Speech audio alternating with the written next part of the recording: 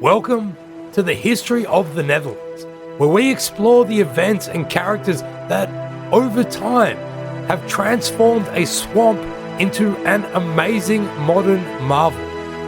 Episode 22, Escaping Social Isolation with a Miraculous Journey to the 1420s.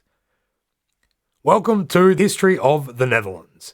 If you are listening to this episode at time of release in March 2020, then you, much like us, are probably living through a very strange moment of your life in so-called social isolation. We here in the Netherlands have been asked to help protect the lives of ourselves, our families, our friends, our neighbors, our parents, grandparents, doctors, nurses, supermarket workers from a pandemic of a new coronavirus that threatens to overwhelm medical systems worldwide. To do this solemn and important work, we are required to do nothing. That's right. We, much like we hope yourself, have been asked to stay home, work from home if possible, and only leave the house when absolutely necessary. If you are listening to this at some point in the future, say in 20 years' time, then hooray! The world didn't end. And what we are doing right now may seem absolutely bizarre in hindsight, but just know that we saved your asses by staying inside and watching Netflix for a few months. It might sound ridiculous, but it's actually really, really hard work, and you should be grateful, you little punks. But this episode is mostly for those of you going through self-enforced or mandatory quarantine with us contemporaneously. We thought it would be a treat to escape from the tedium and anxiety-laced atmosphere of the current day by going on an imaginary journey to a time which was a little less tedious, but still very anxiety-laced, and that was Holland in the 1420s. The last few episodes have been very heavy on politics and intrigue, dates, names, more Johns than you can poke a stick at, and it's been great. We've loved it. But as life has so vividly reminded us in the last few weeks, as much as we like to imagine that those at the top of the social and political ladders, the kings, queens, counts, dukes, politicians, merchants, and bankers, are the people who drive history onwards, it is actually everyday people that truly live and experience most of what happens in history, whether or not their names go in the history books or their bored at home TikTok video goes viral, becomes a hit or not. This episode, we intend to pay homage to the ground level experiences of Dutch late medieval history through a historical fictional account of the experiences of a young lad from Holland, living through the Hook and Cod Wars and moving to Amsterdam in around 1420. It's in a fairly different style to what you're used to. But if you don't like it as much, then hey, what else is there to do?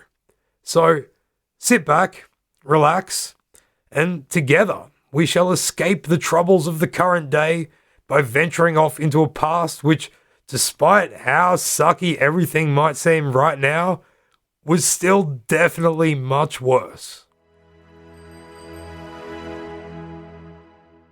You are a young man from Kennemerland, the rural area in the west of Holland, close to the dunes which protect the land here from the turbulent North Sea. Your family are farmers, and as the harvest time of 1418 approaches, it has become clear that there is going to be not enough food and too many mouths to feed. Your family has only a meager few soggy acres of land on which to work, and even those small pieces are getting boggier and damper as the peat dries and the land sinks under the water. As the youngest of three brothers, you are now surplus to requirements. So your best option is to head to a town and find an apprenticeship in some trade like smithery or carpentry. But you are also a child of strong faith, and thanks to a semi-monastic order, the Brethren of the Common Life, which set up a small school in a nearby village, you are reasonably educated for a commoner, skilled in your letters. For some years you had been of the mind to make a pilgrimage when old enough, and what spoke to your heart and soul was to go to the city of Amstelredam, where not even a century prior a miracle had occurred. A holy sacrament had defied the heat of fire and was now enshrined for worshippers to pay homage at. You decide to become one of those worshippers. In addition to this, Amstelredam is a bustling town, and perhaps you can also find work or an apprenticeship there. So in August 1418, you pack a few rations into your satchel, some dried sausage, nuts, and cheese, alongside a thick fur that your mother has given you, and some coins in a purse that her and your father have saved for this moment. Armed with just these few possessions, one fresh late summer morning, you say your goodbyes to your family, you wipe your mother's tears from her cheek, take a deep breath of the coolish air, and leave their small farmstead to head out into the world. This is perhaps not the best time to be a young person making a pilgrimage and seeking opportunity in the northern Low Countries. Your parents, priests, and teachers had all warned you of the dangers that traveling through the countryside could entail. For decades, war has bubbled below the surface across the Low Countries and has been periodically erupting. War in Liège, war between Gelders and Brabant, and now war in Holland, as Jacqueline of Bavaria and her uncle John of Bavaria battle it out for power over that territory. You are a young boy with no city rights, wandering across war-torn domains. This is risky business.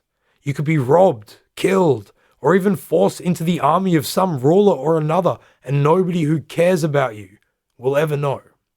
So as you leave your farm, it is with caution in your heart. You keep away from towns, walking along the dikes that protect the polders of farmland. In the evening, you search for the least boggy spot you can find, a small copse of trees where you find some cover. After saying your prayers, you nestle down covered by your fur and try to sleep. You carry on like this for 2 days, coming across only the occasional farmer. On the morning of the third day, you find yourself close to the village of Sloten, where you will join what has become known as the Heilige Weg, or Holy Way. It is a road that will lead you all the way to Amstelredam. You take your time as you wander, absorbing everything that you see. Granted, this is mainly cows and the occasional sheep, on your right at least. They graze and rest on countless flat parcels of land divided by hand-dug canals. To your left runs the waterway that you are following. It is reasonably warm and the sun sits, supervising over the low blue sky that is dotted by small white clouds. You watch as a boat sails gently down the long straight waterway, loaded with vegetables and cheeses, heading towards the markets of Amstelredam. You are enjoying the sunshine when you start to come across other pilgrims. You try to talk to them, but they babble nonsense and you realize that they are from somewhere strange and foreign to you. You come across another, an old man who speaks much the same language as you, but in an entirely different way. You soon give up and decide to just gesture to others when you see them, to look as pious as you can, and to just carry on. Nonetheless, you believe you sense the Spirit of Christ within all. Just past Sloten, you begin to feel the call of nature. You leave the road when you find a small tree-covered area, which you head into. Having found a spot that feels relatively private from the sight of others walking the road, you unfasten your breeches and are in the process of pulling them and your undergarments down when you hear voices approaching from the other direction, from deeper within the trees. You quickly start to hitch up your stockings and your brooches and look up just in time to see 2 soldiers wearing grey caps with their daggers prominently displayed from their girdles come into view. One of them carries a crudely pointed pike and the other an axe on his back. They see you stand up and one of them shouts for you to stay where you are, but you are terrified and make to run. However, your pants are not yet fully up and you trip on one of the cords, causing you to fall ignominiously flat on your face. Before you can get up, you feel the sharp point of a pike pressed threateningly into your lower back and a gruff voice mutters, "Try not to crap yourself. You're nicked."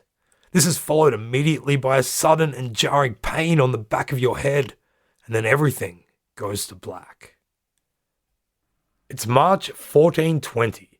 It has been over a year now since you were captured by the Cod soldiers whilst trying to have a poo next to the Holy Way. They had knocked you unconscious and taken you back to their camp. Their captain had interrogated you, forcefully insisting that you were a spy for Jacqueline of Bavaria. Through pain and torment, you finally managed to convince him otherwise. You told him you can read and proved it when he thrust a list of inventory in front of you. This skill is rather unusual for a farmer's son. He asked in wonder how you had learned letters, and you told him the truth, that the brethren of the common good, laymen who formed communities committed to simple devotion to Christ and worldly education, had set up a school recently near your home. The brothers had taught you to read.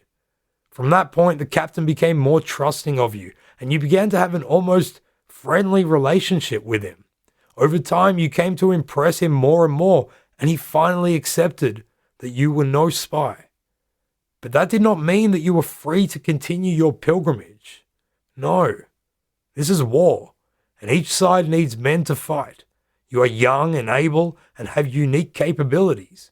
When you asked the captain if you could leave one day, he laughed and shook his head. No, he told you, you are with us now. From that day on, you have been in the service of Lord John of Bavaria, a member in a band of Cod soldiers. You'd spent the next few months moving through the countryside of Holland.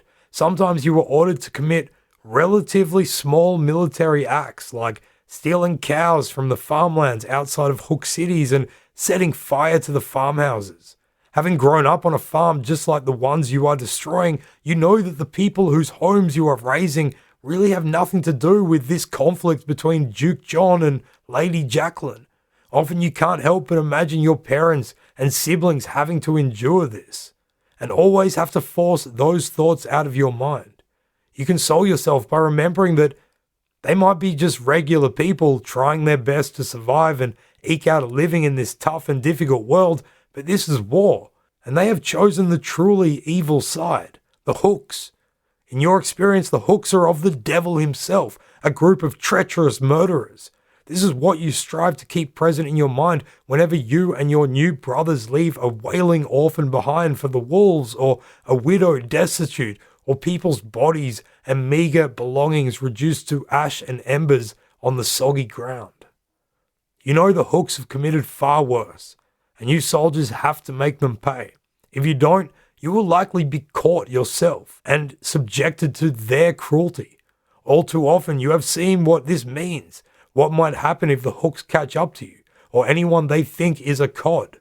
Several times you have come across campsites where piles of debris are smattered with the cold, stiffened bodies of men, their necks slit open and their grey hats, the symbol of your cod faction, stuffed into their dead mouths. You have become close to the men you are fighting with. They are your brothers now, and to look at such compatriots brought to their demise in such a way makes your blood boil. In this war, revenge has become a powerful driving force, and it has driven you to loyalty. You may have been forced into it, but you are now fully a cod, and you wear your grey hat proudly. But luckily for you, Duke John and your cod faction seem to be winning this war. A string of military victories in 1419 forced negotiations at Valdrechem, in which Lady Jacqueline and her husband, the Duke of Brabant, must accept your lord as the joint ruler of Holland for the next 5 years. Duke John becomes so powerful now in Holland that he is even able to trample all over the privileges of major towns, such as Amstelredam, and force Hook aldermen, mayors and sheriffs out of office to be replaced by cod men of his own choosing. When you are told one afternoon that your military service has been completed and you are free to choose where to go, you thus decide that your safest bet is to continue towards your original destination and go to Amstelredam. At least there you will be surrounded by other cods like yourself. But even more importantly, you think to yourself, in Amstelredam you will finally be able to complete your pilgrimage, to beg forgiveness for the sins you have committed, especially in the last year. Completing your pilgrimage will go a long way to your forgiveness being granted. You leave the army camp in early spring and head north once more. The celebration day for the miracle of Amstelrodam is fast approaching, and you wish to complete your pilgrimage at the same time. You feel a completely different person, grown up and experienced, compared to the last time you were heading in this direction by yourself. You also have contacts now, and have managed to arrange passage on a boat up the Bodenwetering, one of the drainage canals dug to allow the farmland polders around Amstelrodam to stay dry. This waterway is the primary fashion that farmers bring their goods to market in the town. As you sit on the barge, you take note of how many other vessels there are, and you wonder at the size of the markets that you will see in this big town. You smell Amstelrodam before you see it.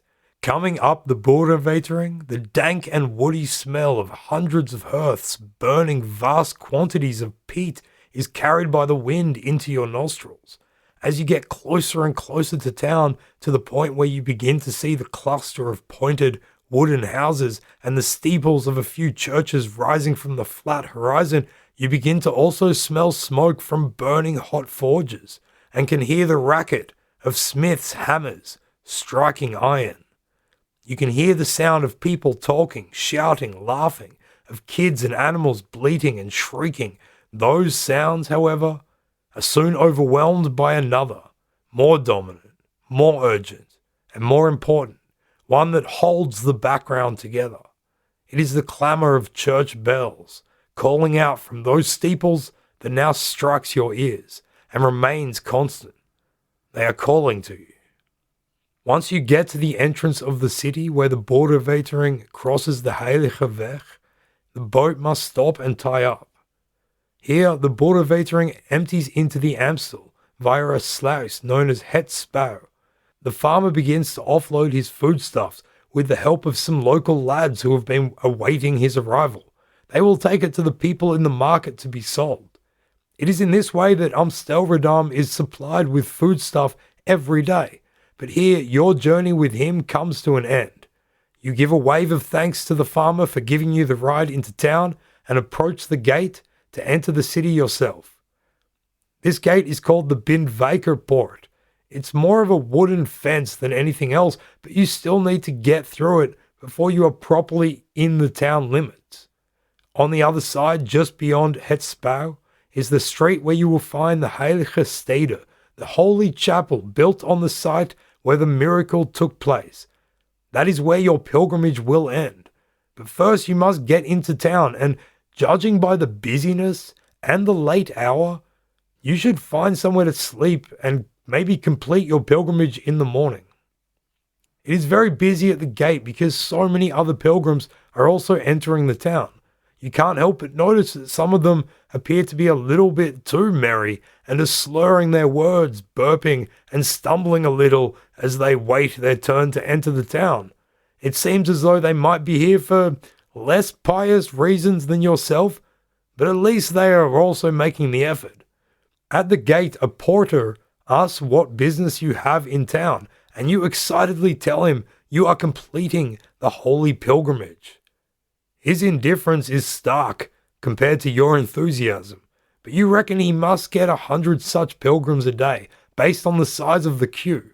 He mutters something and steps aside, letting you pass. You walk under the wooden rampart and into a whole new world. You have done it, finally made it to Amstelrodam. Now standing along the quay of Het Spouw, you marvel at what is the busiest place you have ever seen. There are all kinds of people and animals shuffling along, coming in and out of the main street, a former dike built to keep the water away from this very muddy and damp town. There are countless men and women hurrying around or standing chatting, and young boys are herding livestock up towards the market further down the street at the main square called the Platze. But you also notice that there are hundreds of nuns and monks and priests moving in and out and among the crowd, not to mention all the fellow pilgrims coming into the city. You register that the bells are tolling again, or perhaps they never stopped. Certainly the atmosphere tells you that this is indeed a celebratory time. You join the throng moving up the dike. The buildings lining it are all made of wood with mostly thatched roofs, through which you can see smoke from the hearths within wafting out. Outside the doors of the houses you can see scattered loose straw on the muddy clay ground, remnants from the thresh thrown on the floors within to keep them from getting too muddy. Every now and then there is somebody tending a stove outside one of the houses, and numerous children flitting in and out between people, animals, houses, and alleyways. You take a moment to look up at the big wooden pointed houses. Their lofts seem to take up the top third of each building, and the biggest houses mostly ascend into a pointy top. Most of the steep roofs are lined with the thick thatch, but you do see a few with more expensive wooden or even clay shingles. There are also more modest shacks. You see more of them down the little alleyways that run off the street you are walking down. You come across a massive, beautiful building, taller than most, half timbered and with the great beams of its rafters extending slightly out over the street. From their ends hang decorated flower pots. The front door is a great oak one with carved biblical depictions in each corner and a sign next to it telling you that this is the guest house of the Holy Sacrament. This is what you are looking for. As somebody told you once, that they provide boarding for newly arrived pilgrims. You push open the great oak door, enter into the candle-lit foyer, and find a monk in attendance. You ask if he has a room. He looks you up and down and laughs, shaking his head. Good luck finding easy accommodation in this city, he tells you, especially at this time, though you're welcome to stay in the plague house if you wish. He gestures behind him. You quickly shake your head in horror, thank him, and stumble back out into the street and the fading sunshine. Well, that didn't go as planned. It's getting darker, and a slight worry goes through you. What if you can't find a place to sleep? Given the sacredness of the week, the town is extremely busy. As you walk down the street, there are a few herberge, inns, but each one gives you the same reaction as the monk. You worry even more. But then finally, when you are ready to give up, you find one where, to your great relief, you are told that there is a hammock that you can use in a corner of the loft. The price is absolutely ridiculous, but you have little choice, and so you hand over the coins, go and leave your few belongings up there, and return downstairs to drink some beer. It's been a long and rather overwhelming day, and you are parched after walking through the crowds and the smoky street. You sit down in the herberge at a table near the counter and make yourself comfortable, looking around, taking it all in. The dark oak room is crowded and smoky. You see people in different styles of clothing, so you figure many of them are also travelers. A couple of short, dark-haired men are seated nearby, and although you can hear them talk, you have no idea which language they are doing it in. In the corner of the room, a group of these young men and two ladies are gathered around a table, looking comfortable, relaxed. The men are smoking pipes and rolling dice, while the ladies chat excitedly with each other, occasionally mocking the lads and laughing uproariously. The ground is covered with straw and sawdust. The smoky smell of burning fat and meat comes out of the kitchen and makes you absolutely starving. You look around for the tapper, the innkeeper, and you lock eyes with a tall, scowling blonde woman. She comes over and asks you what you're after, and you realize she is the tapper.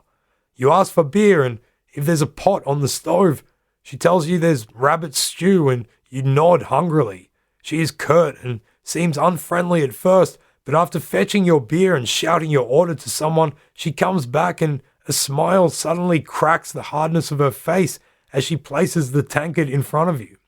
She asks you why you've come to Amstelverdam. You tell her about your pilgrimage, but leave out your involvement with the cods. Apparently she takes a liking to you because she starts to tell you stuff about the town and the pilgrimage. She is a real porter, she says, a citizen of the city, and has lived here her entire life.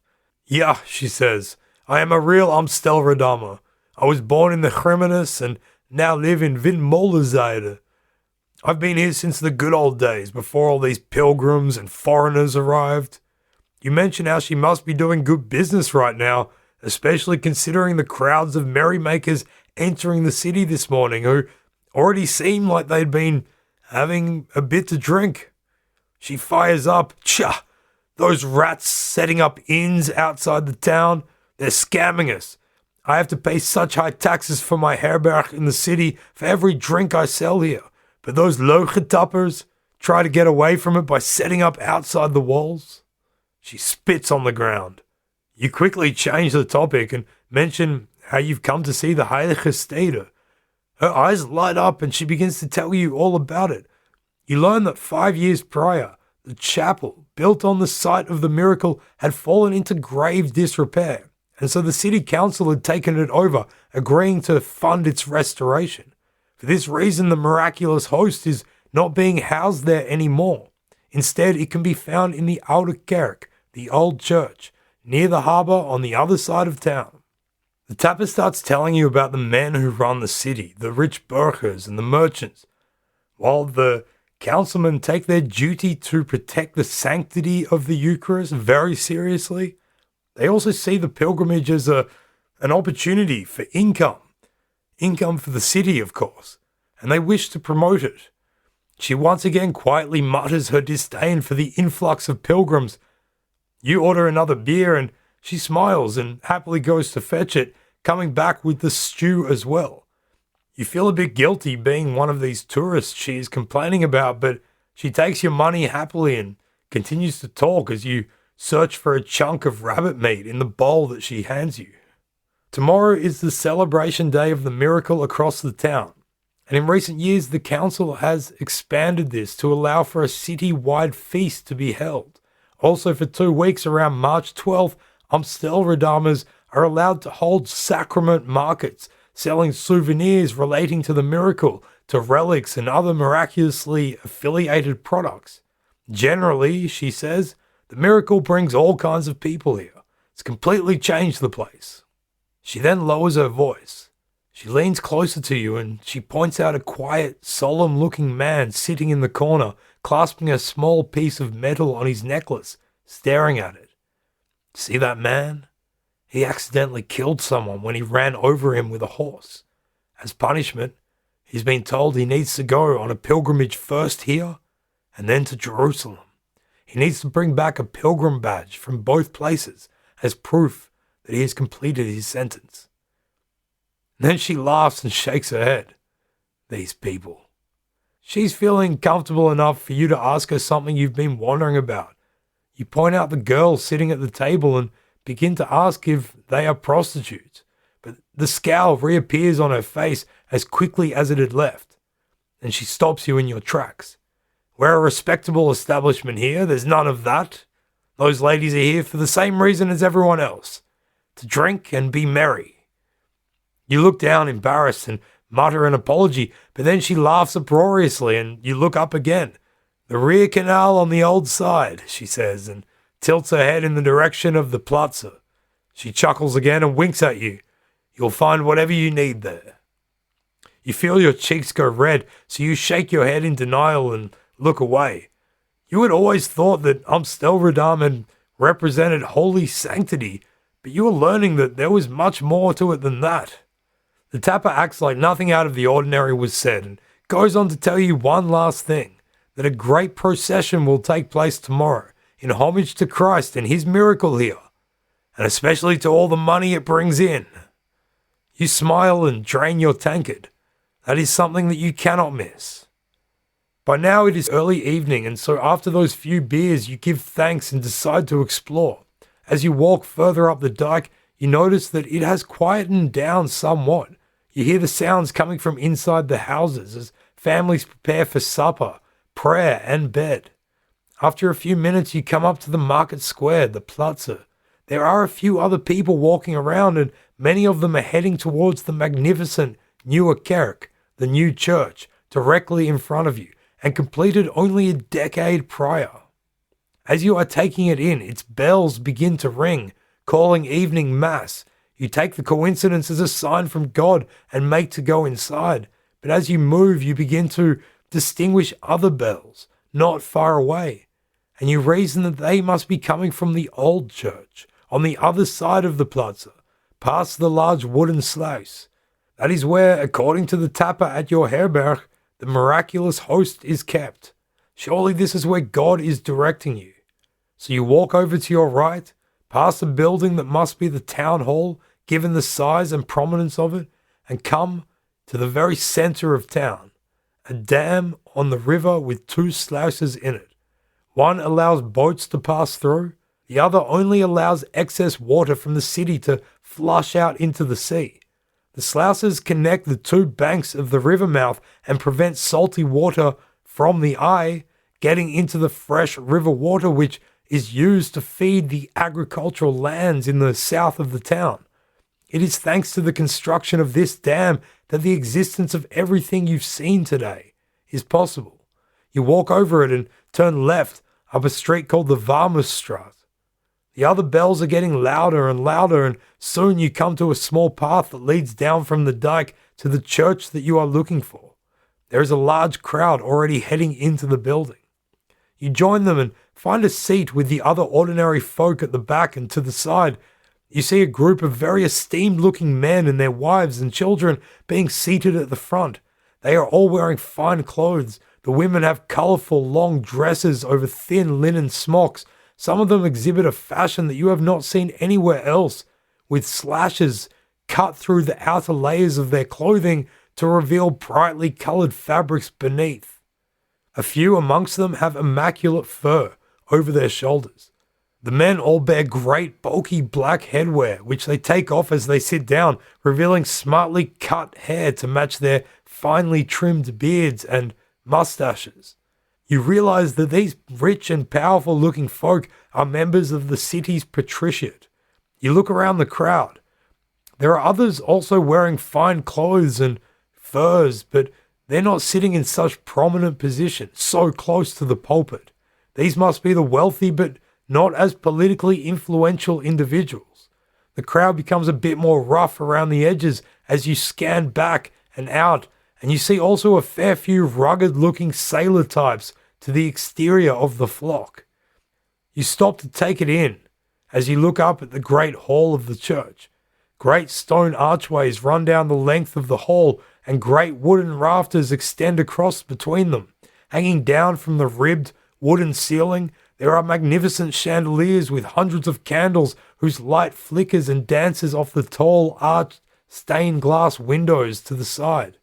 This creates a myriad of colours on the pale stone walls, which you think is simply divine.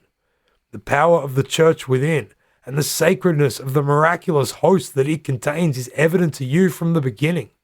During the Mass, you try to follow the Latin as best you can and recognize some of the Psalms. Afterwards, you are feeling His love and grace like never before.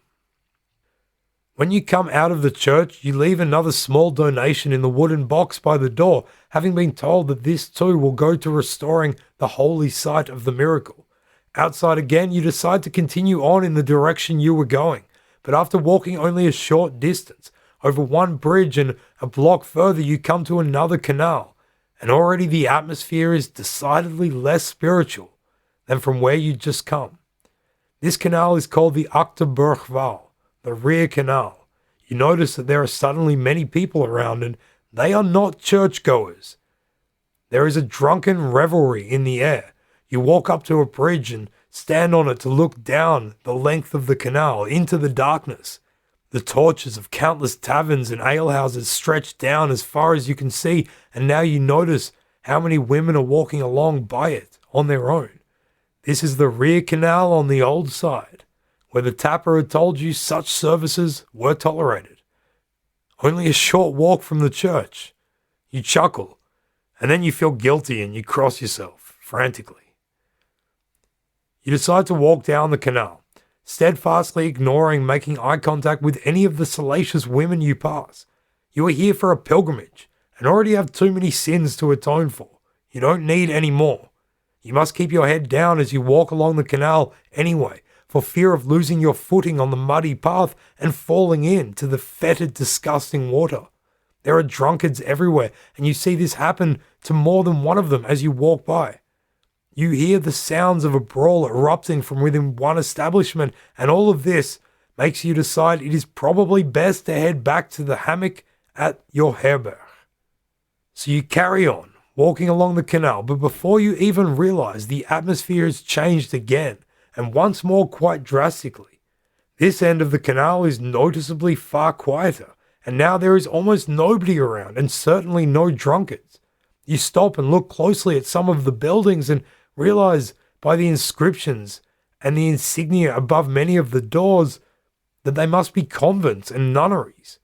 You cross yourself again and carry on, thinking this town sure is strange, what with its mix of religious piety and tolerated sinfulness and love of commerce. The next day, you wake up early, excited, and proceed to stand in line to visit the Heilige Stede, the holy site where the miracle had happened, the destination of your pilgrimage this whole time. While in line, you struck up a conversation with the lady in front of you who has 4 children in tow. She tells you how they come from a town called Horn, and recently their boat had capsized and she had been certain they were all going to drown. She had begged and prayed and promised to visit this site should they all survive. Well, she points at all 4 of her kids. We all survived, and so here we are. You tell her that you heard they have a register where they record all the miracles associated with this holy place. She gets even more excited at that and promises she will tell them inside. Pilgrims have a special entrance into the chapel that has been built on the site where the miracle occurred. You bow your head solemnly as you enter, but then you can't help but look up and take it in. The tapper was right. This church does need repair. Before you know it, though, you are next in line to approach the altar. Even though the host is not here, you still feel the deep importance of the place and whisper a few intonations between yourself and the Virgin. On the way out, you have the chance to buy a pilgrim badge, a metal pendant that verifies you're completing the pilgrimage. You are asked again for a donation, and although your money is running out, you can't help but buy the pilgrim badge and throw some money into the box. With reverence, of course. There is notable excitement in the air when you come back out, and you join the crowd walking up the dike as everyone heads now for the old church. You follow the same path as what you'd taken the night before and find a position amongst the crowd surrounding the church. When it begins, the procession is like nothing you have ever seen. The craft guilds appear first, in their hundreds with so many masters and apprentices. Amongst them they carry colourful painted placards bearing slogans or the colours of the guild. Others carry paintings of their favourite saints. They are followed by girls and holy women representing the Blessed Virgin. And then you see a large cart holding a great painted wooden dragon on its top. It is followed closely by a man on horseback dressed as St. George, there to slay the dragon. Everything is incredibly festive. You notice some naughtiness in the procession as well, which you are coming to understand seems to be a fundamental part of this town's character. Hundreds of people appear dressed as devils, and they playfully terrorize the onlookers and particularly young children. Next to come are the militias. They raise their arms alongside their banners and are accompanied by a boys' choir and priests and a monk carrying a great wooden crucifix. And then a solemnity descends upon the festive crowd, a palpable hush. People in white emerge and drift along the procession mysteriously.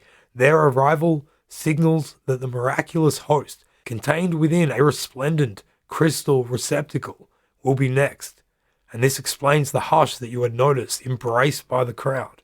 The 4 mares appear, themselves resplendent in their furs and their black-dyed stockings and their big hats. Traditionally, each year Amsterdam's elite would vote in 3 mayors, and then those 3 would elect the 4th mayor from those 3 that had been elected the year before. However, with John of Bavaria taking control, he had ignored this process and simply selected all 4 mayors himself. This ensured that the council was fully in COD hands, and in this procession, the hands of these COD mayors hold up a large silken, ornamental canopy called a baldachin. Beneath it, the old church parish priest carries the Holy Sacrament in its crystal container. You hear the whispers of 1,000 prayers come out of the lips of those all around you. After it has passed, there is a brief moment, almost reflection, before the crowd erupts once more in excited cheers and frivolity. From that point on, the procession is open for the everyday folk to join in, and this is done with great revelry. The throng grows larger and larger as you all move through the town towards the holy site. There is singing and drinking and shouting and laughing and music coming from the pipes, horns and strings of people all through the city. In the backdrop, the bells ring continuously from all the churches. Truly, it is like nothing you have ever experienced, nor can imagine ever experiencing again. Summer has come and gone, and you have found yourself settling quite easily into life in Amstelredam. The COD takeover of the town has meant opportunity for those of you who fought on that side, and you are fast-tracked for town citizenship, which you receive by oath in September. Your connections and ability to read have also landed you a job as a clerk for one of the town's bailiffs. Furthermore, you found a small house to live in Bindwijk, the area on the south side of the city near Hetsbouw. The same year, within the greatest struggle of the Hook and Cod Wars, Utrecht had declared war on Amstelredam. John of Bavaria had ordered defences be increased. Amstelredam's job as a border city was to stop anyone getting into Amstelland so they could march towards Leiden, which he had recently succeeded in laying to siege and taking from the supporters of Jacqueline of Bavaria. So Amstelredam is on high alert against her forces trying to take it back. Because of your COD connections and military experience, you have also been given a position in the Schutterij, one of the militias that protects the town. Early one morning in late September, you are woken suddenly by the urgent calling of bells warning of an attack on the city. Together with hundreds of other militiamen, you jump out of your bed, grab what arms and armor you can, and move to your designated assembly point. There has been movement in the meadows out beyond the Reguliers port, not far away. The people of Utrecht are attacking. You are ordered to form a defensive line and take position next to a pair of cannons positioned under a windmill on the Amsteldijk. You look out in the dark distance. To your left, the rising sun is showing its first glimmering approach, but it is not enough to allow you to see very far. But then, deep from within the greyness before you, you see the first faint hints of dark moving masses. You shout that you see them. You are all told to hold. The cannoneers have packed their shot and they are ready. Now, everybody can see the attackers. A body of perhaps 300 people rushing towards the Reguliers cloister, a cloister which sits just outside the city walls. Schiet! Fire! Somebody shouts, and you brace for the explosion from the cannon next to you. But nothing happens. The command comes again, prolonged this time. Schiet! But still nothing. You look over at the men working it, and they are frantically poking around and shouting at each other. You realize that the cannon has malfunctioned. You look up again and see the Utrexers are getting closer and closer. You can hear them shouting now. Without waiting for an order, you abandon your post and run looking for a captain. You find a guy called Tiedemann Simonzoon, one of the city burghers, and desperately tell him that the cannon is not working. He grabs your arm, looks you in the eye, and tells you to follow him. You chance a quick look over the ramparts, and you see the enemy is gathering before the gate, but they are faltering also due to the efficiency of the town's defense, as people have started to shoot down at them. You run with Tiedemann to another cannon and begin hauling the shots into place. He starts packing the gun as quickly as possible, and together you move it to face the direction of the attack. You stand back as Tiedemann holds up a burning wick. Schiet, he says quietly, almost to himself, and holds it to the touch hole. You plug your ears and there is a huge explosion, but something feels wrong. And when you look up, you see the gun recoiled and a giant hole blasted through its back end. Tiedemann is laying, screaming in agony on the ground. One of his arms is a shattered mess of blood and bones and burning flesh. You shout for help, and quickly other men appear. Together you form a makeshift stretcher, and lifting the writhing man as gently but quickly as possible, you take him to find a barber surgeon. When you appear from his side hours later, his arm has been chopped off and cauterized, and he is still passed out from the agony, but he is alive. You find out that the Utrex's attack was a complete failure, and they had quickly fled back to from whence they'd come, after being met by the fierce Amstelredam defenders. In the future, a tower will be built nearby this site, called Zwijg Utrecht, the silencing of Utrecht. For months, that event is the talk of the town, and you all prepare for another attack. In January 1421, in recognition for his service to the city during battle, Tiedemann Simonszoon is officially declared in an act of the council to be Heervaart, Schoot en Wachtvrij. That is to say, he was no longer bound to military duty. He no longer had to pay certain taxes, and he no longer had to take part in the city watch. Getting off schotvrij, scot-free. Bet you didn't know that had to do with medieval taxes. In the middle of March, news spreads through town that Jacqueline of Bavaria has left for England. This is a shock, but it means that you won't have to be fighting her forces again anytime soon. Now, this is what everyone drinking in the herberge is talking about. Could this mean the end of the war for good? What if she brings an English army to the Low Countries? What if she marries and has a child with the English royal family? This is all everybody can talk about. It is Easter Sunday, 1421. In the morning you walk up the dike towards the Platze and go to Mass at the new church. Its great bells drawing in worshippers from that whole side of the city. After the service you spend a few minutes watching the tide of people streaming out of the church and dispersing throughout the town. Well-dressed couples heading north up the dike towards the Windmolenzijde, young children chasing each other over the Platze, weaving in between where every other day the calf market is held. A man stands on the corner playing a flute while a drunk dances around him.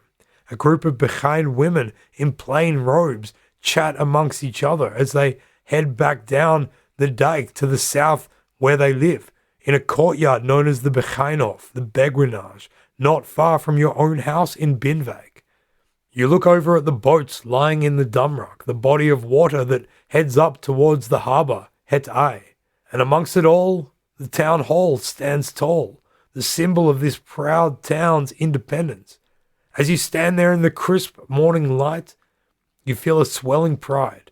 You have been here for just over a year now, and you are really starting to feel like you are at home. A beautiful young woman walks nearby with her parents, and as she passes you, she catches your eye, smiles, and quickly looks the other way. Your head is full of dreams and plans for the future as you pass through the throngs of people heading back towards home. But that night, disaster strikes.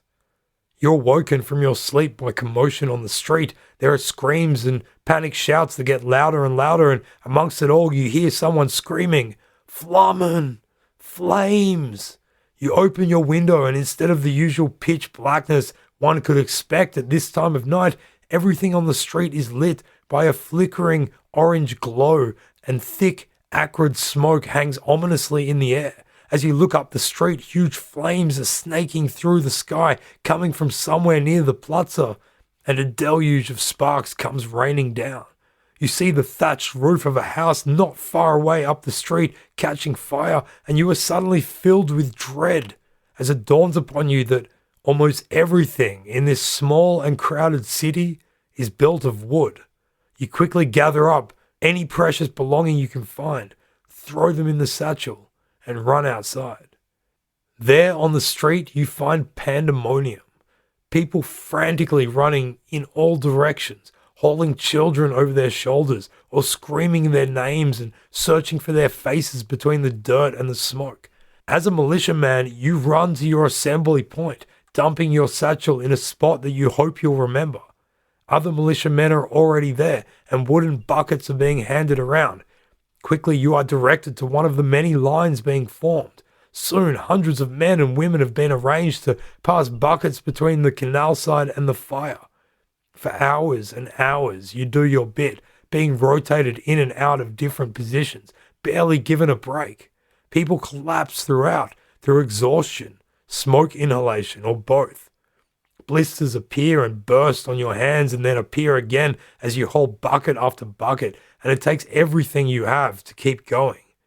Each and every one of you fights on through, alone with your pain and fear, but together with each other in withstanding it. Eventually the flames are extinguished, but not before they could extract their wicked toll on the city. Fully 1/3 of the town has turned to ash overnight.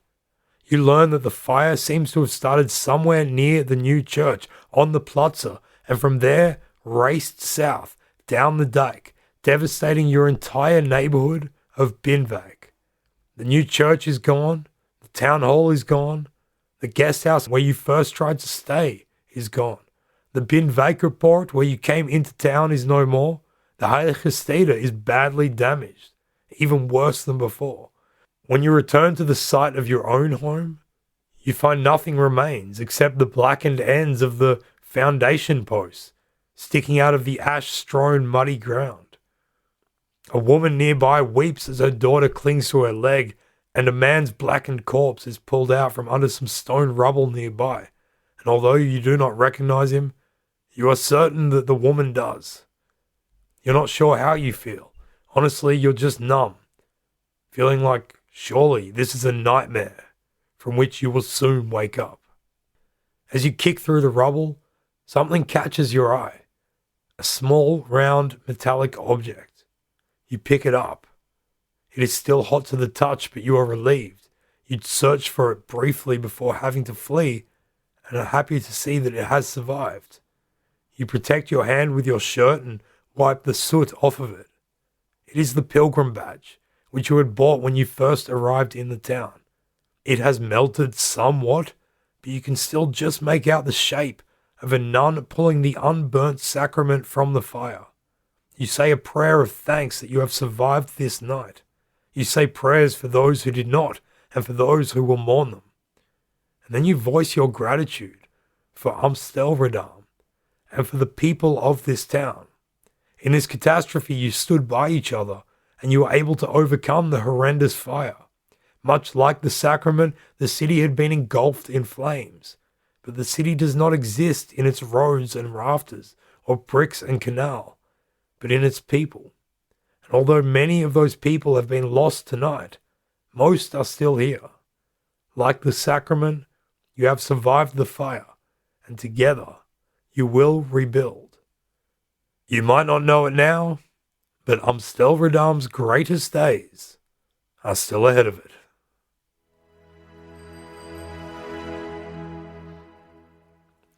What you have just listened to has been our attempt to explore what life in medieval Amsterdam may have been like. Truth be told, this is no easy thing to do. 1/3 of the town was engulfed by the fire of 1421 that we just described, and so many records from before that date were destroyed as well. To compound the lack of information, only 31 years later an even worse fire would rip through the town again, destroying 3/4 of it. After this fire, ordinance would demand that houses had to be built from brick.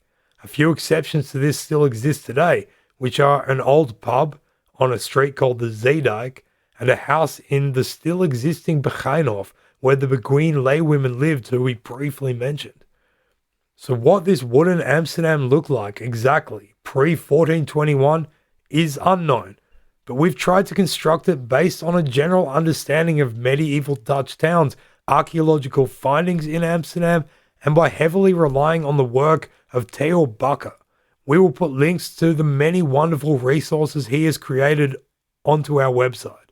We also consulted chronicles which included descriptions of the battle against the Utrechters, in which Tiedemann Simonszoon's arm was actually lost in service of the city, as well as descriptions from slightly later on in the town's history. For this reason, take a lot of what we have talked about today with As much salt as you could sell at a medieval salt market. The purpose of this episode was to try and get away from the top-heavy political battles that we have spoken so much about recently, to try and get an understanding of what life may have been like for one of the many ordinary people who lived at the time, even if we lived it through the lens of someone who definitely didn't exist. There are certainly a few frailties in this historical fiction. It was much more difficult to become a citizen of the town than how we portrayed. In order to buy Porto Rex, you would have needed to pay exorbitant amounts of money to show that you were not going to end up destitute and a burden on the town. Some families lived inside towns for generations without ever actually becoming citizens. It takes also a slight jump of faith and imagination to think a farmer boy in Kennemerland could read, but it is not completely out of the question. The Brethren, and eventually Sisters of the Common Life, were a movement of austere, pious, and dedicated lay people which started in the Low Countries around the 1390s. They started in a town, Deventer, in a really important area called the Overstick that we have not spoken much about at all. They were dedicated to education amongst all people, and this is arguably what laid the groundwork for Renaissance ideas and, above all else, humanism to get such a strong foothold and to thrive in the Low Countries much later on. So yeah, there were schools and people teaching kids to read. We think it is plausible enough to have fitted comfortably into our narrative, but also mainly because we wanted to mention the Brethren of the Common Life, and yeah, based on popular demand, give a shout out to the Overijssel region, the Oversticht. We'll probably talk about the Brethren of the Common Life in more detail at some point in the future, but we also make no promises. The procession of the sacrament is based on an account written by Wallich Seyfarts, a pharmacist who lived through the latter half of the 15 and into the 1600s. This would be a time when Amsterdam went from being Catholic to Protestant, and old Wallich did much the same. In 1604, he wrote a book called Romish Mysteries, in which he described the miracle procession from his memories of seeing it as a child. We borrowed heavily from that description, although it came from more than 100 years after the time period we were attempting to describe. We have to keep that in mind. It's just the closest that we could get. We also know how Amsterdamers do street parties even today, and we simply don't think the general vibe of it would have changed too dramatically. Amsterdam would solve much of its fire issues for good in the 1600s with a bloke called Jan van der Heide, but you can probably tell by the fact that it's taken us over 10 episodes to get out of the 1300s that we are a fair way off talking about him. Suffice it to say, the fire in 1421 and the second one in 1452 left a massive mark on Amsterdam, how it would grow and change from that point on. Before we leave, we want to say a huge, massive thank you to all of you for listening to the show and for interacting with us via social media and email. It's the most acceptable distance that we can now talk. We understand that everyone in the world is going through a bizarre moment right now with many uncertainties ahead, and we're glad that at least we are all in this together. If History of the Netherlands is able to give you a bit of company throughout this period of social isolation, then we will go to bed at night satisfied with the work that we are doing. But we want to give a special thanks to those of you who also support us on Patreon. For this reason, big shout outs need to go to Ali Bowie Smith and Thijs Castellane for joining the Svagnum squad. Thijs, thanks for the love, mate, even though the bike bell in the intro has scared you in the past. At least now you're hopefully working from home, so you won't have that issue anymore. Anyway, Thijs. Stay Thijs. We want to send as much love as possible to the ridiculously generous people who, at this moment of crisis, have upped their pledges. For those of us who have lost our entire incomes throughout this, seeing the level of support shown by different people around the world is a truly inspiring thing, and it means more than we can possibly say to you. Thank you all so much. Until next time, doei!